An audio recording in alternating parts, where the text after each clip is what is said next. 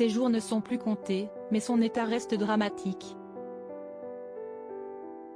À 6 ans, De Vrim a vu sa vie être bouleversée le 10 février dernier quand la voiture de Pierre Palmade percute celle de son père Yüksel.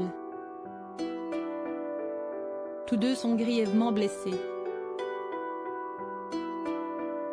Sorti du coma 6 jours après le drame, l'enfant n'a toujours pas dit un mot, rapporte Paris Match, dans son édition du jeudi 9 mars. De cet accident, le petit garçon, qui a quitté l'hôpital Necker de Paris ce lundi 27 février, gardera des séquelles à vie. Il ne peut pas se nourrir, il a une sonde pour se nourrir, il est dans un état très compliqué, a déploré l'avocat de la famille des victimes sur BFM Télévision le 26 février dernier. Avant de préciser, il va y avoir un très long processus de reconstruction d'un point de vue physique d'abord, puis psychologique pour un enfant déscolarisé qui était au CP et qui avait une vie tout à fait normale.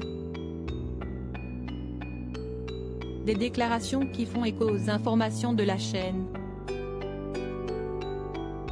Quelques jours plus tôt, nos confrères expliquaient que De Vrim ne pourra plus jamais parler et marcher comme avant.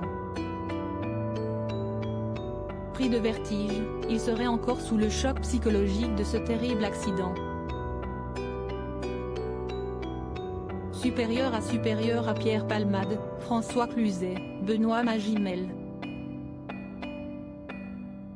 Les stars sans tabou sur leurs addictions. L'enfant toujours sous le choc de l'accident provoqué par Pierre Palmade. Il est toujours sous le choc.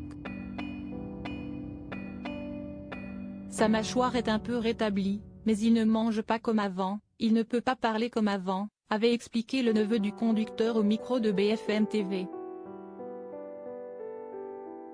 Évoquant les conséquences psychologiques, la psychologue et chercheuse Laure Westphal complétait: il va falloir qu'il trouve la force de se réapproprier son corps, son image du corps qui va changer.